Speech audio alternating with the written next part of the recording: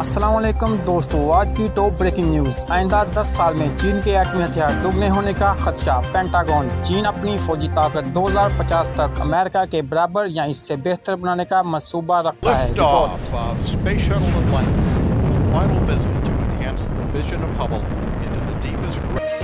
Pentagon ने अपनी हालिया रिपोर्ट में पेशगोई की है कि चीन आइंदा 10 बरस में अपने एटमी हथियार तकरीबन 2 गुना कर लेगा।